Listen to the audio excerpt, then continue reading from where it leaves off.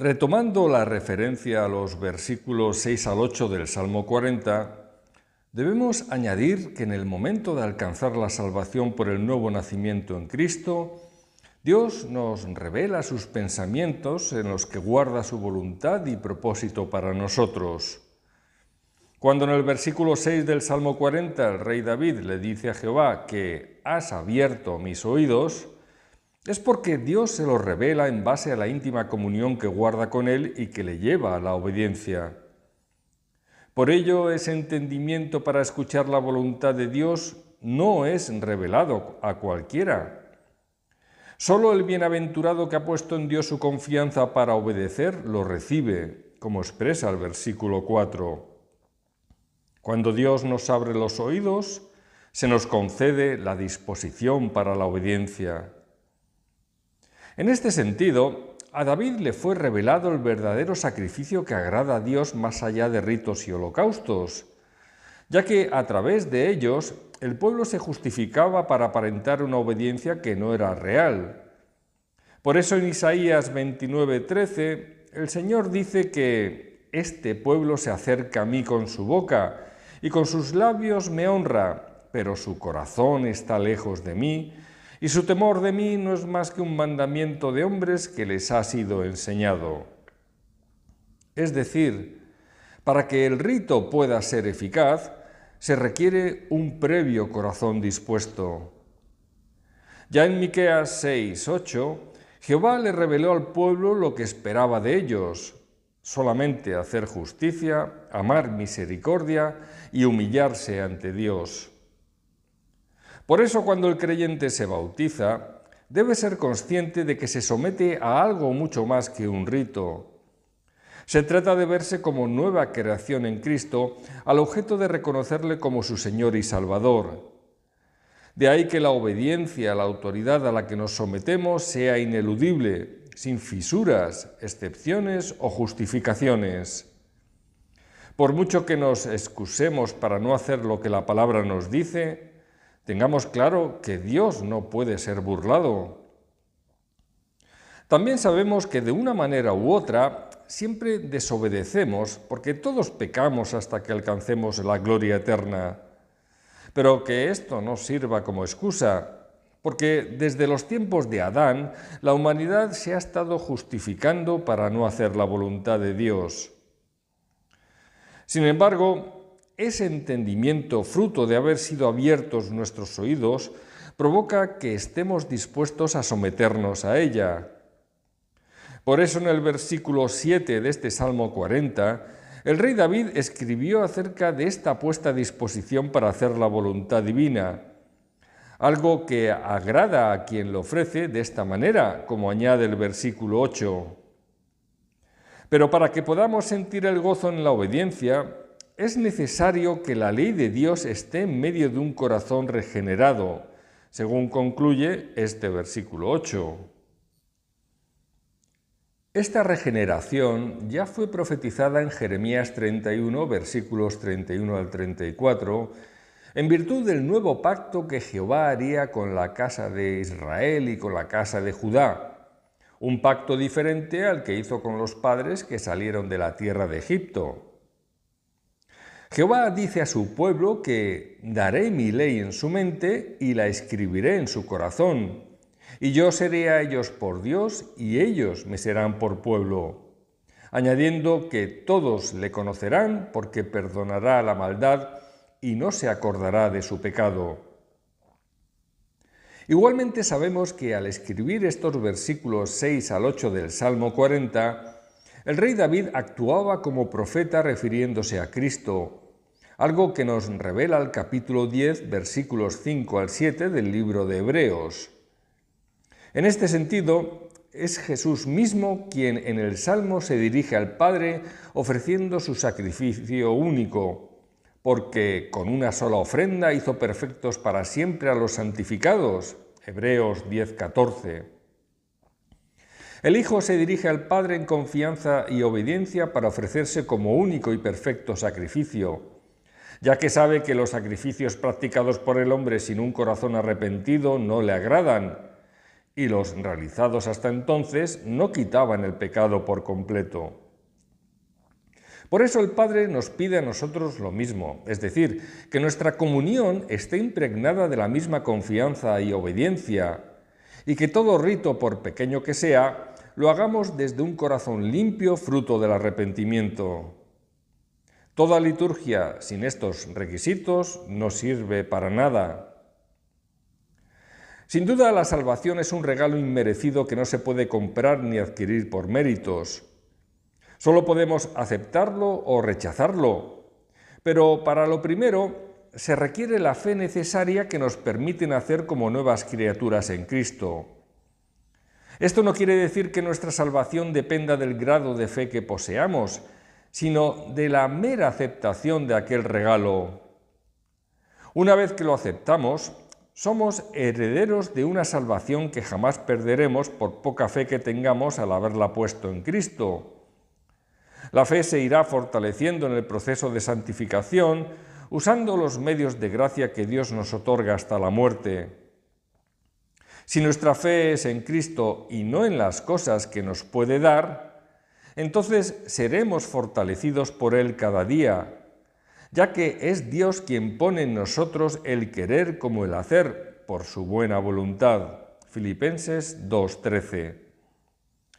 Lo importante no es la fe, sino en quién deposito mi fe, por pequeña que sea. Porque hay personas que tienen mucha fe, pero enfocada en cosas o personas que no son Cristo. Por lo tanto, es Cristo quien le ofrece al Padre aquello que requiere para poder salvarnos. Y esto fruto de una obediencia perfecta al decir, «He aquí, vengo». Salmo 40, versículo 7.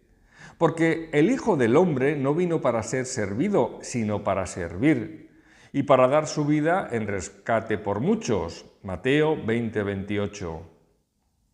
Esto es lo que hace el verdadero siervo, ofrecerse a su Señor sin esperar nada a cambio. Por todo ello, el hecho de ser conscientes de la bendición recibida por Dios a través de su Hijo y de nuestra disposición para agradarle, a su vez expresa nuestra gratitud cuando lo proclamamos para su gloria. Es decir, el testimonio que damos a los demás es el fruto de esa gratitud. En este sentido, en los versículos 9 y 10 se nos dice por el salmista que «He anunciado justicia en grande congregación. He aquí, no refrené mis labios. Jehová, tú lo sabes. No encubrí tu justicia dentro de mi corazón. He publicado tu fidelidad y tu salvación. No oculté tu misericordia y tu verdad en grande asamblea».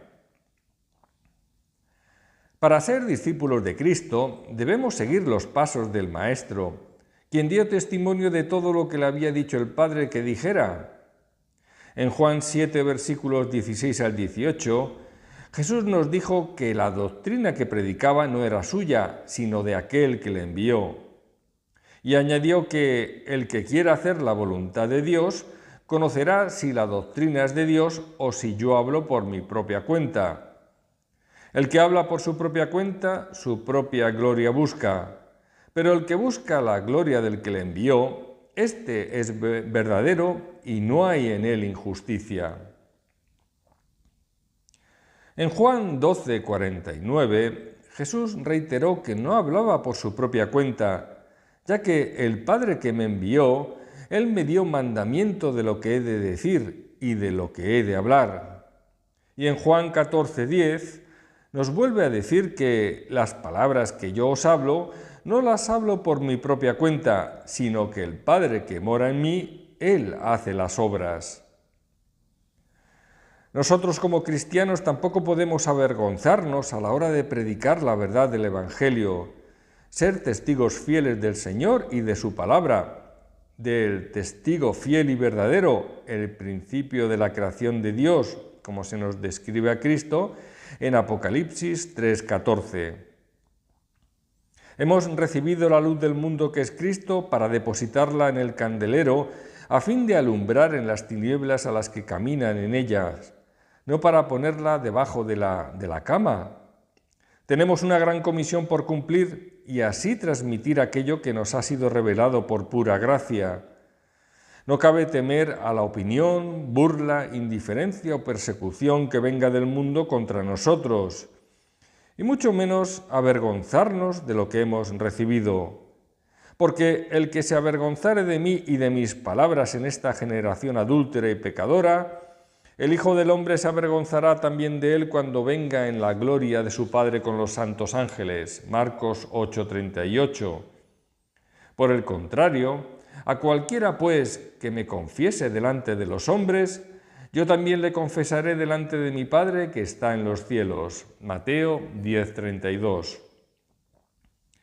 Pero no nos engañemos a nosotros mismos, dado que para poder predicar con los labios debemos tener un corazón dispuesto. De lo contrario, nos convertimos en aquellos escribas y fariseos denunciados por Jesús en Mateo 15, versículos 7 y 8, al decir: «Hipócritas, bien profetizó de vosotros Isaías cuando dijo: este pueblo de labios me honra, mas su corazón está lejos de mí». Por eso, de estos escribas y fariseos, Jesús también dijo en Mateo 23:3 que solo hiciéramos aquello que dicen, pero no lo que hacen, al no predicar con el ejemplo. Por tal motivo, nuestro testimonio debe partir del corazón, porque de su abundancia habla la boca. Tanto uno como el otro deben ir de la mano para presentar a Cristo tal y como es Él, y ser fieles a la palabra transmitida. No puede haber discordancia entre lo que decimos y lo que somos en virtud de un corazón regenerado. Debido a lo anterior, el rey David en este Salmo 40 le dice a Jehová que no refrenó sus labios y que Él lo sabe. Y lo sabe porque solo Dios puede ver lo que hay en los corazones de los hombres, ya que no puede ser burlado por mucha máscara que nos pongamos ante Él o los demás. Este testimonio que compartimos nos produce gozo, porque hacemos ver a los demás aquello que nos liberó del pozo de la desesperación y del lodo cenagoso en el que nos encontrábamos, como refleja el versículo 2 del Salmo. Y no olvidemos que este gozo es el fruto del Espíritu Santo, según Gálatas 5:22. Por eso en el versículo 10 el rey le dice al Señor que no encubrí tu justicia dentro de mi corazón. Jesús jamás encubrió nada que el Padre quisiera que revelara. La palabra procedía de quien le envió a este mundo para salvar pecadores. Por eso, cuando los principales sacerdotes y fariseos preguntaron a los alguaciles por qué no le habían arrestado, estos respondieron que jamás hombre alguno ha hablado como este hombre. Juan 7:46. Así hizo el Señor en vida, publicando la fidelidad de Dios y su salvación ante el mundo, tal como lo expresa el rey David en este versículo del Salmo. La promesa de redención fue anunciada y el Hijo enviado para llevarla a cabo, a fin de que todo aquel que en Él crea no se pierda, mas tenga vida eterna. Juan 3:16. La misericordia y la verdad de Dios no fueron ocultadas, sino publicadas ante todos los que hemos creído, por lo que ahora estamos obligados a hacer lo mismo, proclamando la fidelidad y salvación de Dios al mundo entero. Y si esto nos lleva al sufrimiento y aflicción, entonces seguiremos los pasos de quien primero sufrió más que nadie por todos nosotros para alcanzar la misma gloria. Por eso es necesario que a través de muchas tribulaciones entremos en el reino de Dios. Hechos 14:22.